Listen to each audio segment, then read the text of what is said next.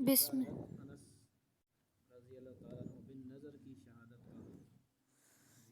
حضرت انس رضی اللہ تعالیٰ عنہ بن نظر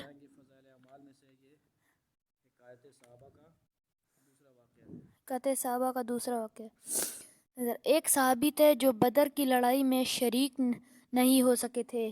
ان کو اس چیز کا صدمہ تھا، اس پر اپنے نفس کو ملامت کرتے تھے کہ اسلام کی پہلی عظیم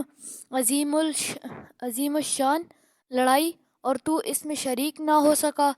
اس کی تمنا تھی کہ کوئی دوسری لڑائی ہو تو حوصلے پورے کروں۔ اتفاق سے احد کی لڑائی پیش آ گئی جس میں یہ بڑی بہادری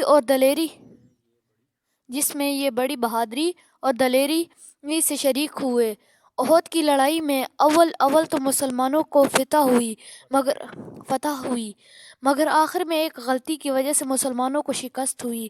وہ غلطی یہ تھی کہ حضور اکرم صلی اللہ علیہ وآلہ وسلم نے کچھ آدمیوں کو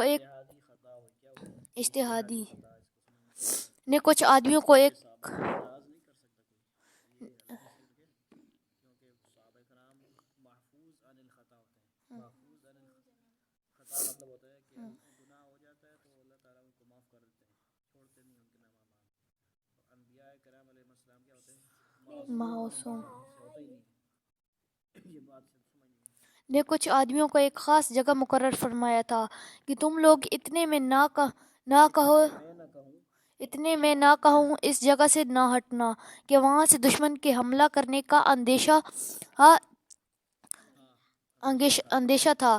جب مسلمانوں کو جنگ شروع میں فتح ہوئی تو کافروں کو بھاگتا ہوا دیکھ کر یہ لوگ بھی اپنی جگہ سے یہ سمجھ کر ہٹ گئے کہ اب جنگ ختم ہو چکی، اس لیے بھاگتے ہوئے کافروں کا پیچھا کیا جائے اور غنیمت کا مال حاصل کیا جائے۔ اس جماعت کے سردار نے منع بھی کیا کہ حضور صلی اللہ علیہ وسلم کی ممانعت تھی، تم یہاں سے نہ ہٹو، مگر ان لوگوں نے یہ سمجھ کر حضور صلی اللہ علیہ وسلم کا ارشاد صرف لڑائی کے وقت کے واسطے تھا، وہاں سے ہٹ کر میدان میں پہنچ گئے۔ بھاگتے ہوئے کافروں نے اس جگہ کو خالی دیکھ کر اس طرف سے آ کر حملہ کر دیا۔ مسلمان بے فکر تھے، اس اچانک بے خبری کے حملے سے مغلوب ہو گئے اور دونوں طرف سے کافروں کے بیچ میں آ گئے، جس کی وجہ سے ادھر ادھر پریشان بھاگ رہے تھے۔ حضرت انس رضی اللہ عنہ نے دیکھا کہ سامنے سے ایک دوسرے صحابی حضرت سعد رضی اللہ تعالیٰ عنہ بن معاذ آ رہے ہیں۔ ان سے کہا کہ اے سعد کہاں جا خدا کی قسم جنت کی خوشبو احد کے پہاڑ سے آ رہی ہے۔ یہ کہہ کر تلوار تو ہاتھ میں تھی ہی کافروں کے ہجوم میں گھس گئے اور اتنے شہید نہیں ہو گئے واپس نہیں ہوئے۔ شہادت کے بعد ان کے بدن کو دیکھا گیا تو چھلنی ہو گیا تھا۔ 70-80 سے زیادہ زخم تیر اور تلوار کے بدن پر تھے۔ ان کی بہن نے انگلیوں کے پوروں سے ان کو پہچانا۔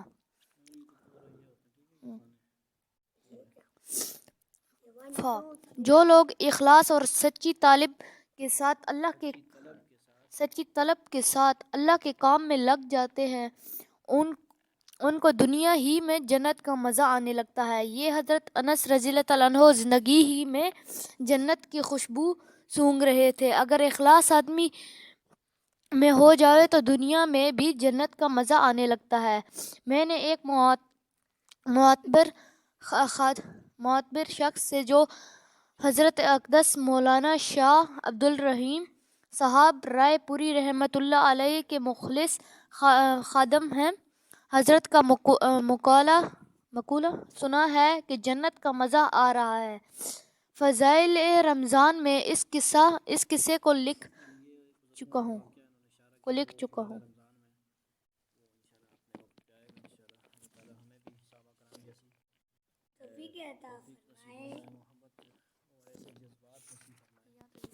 آمین۔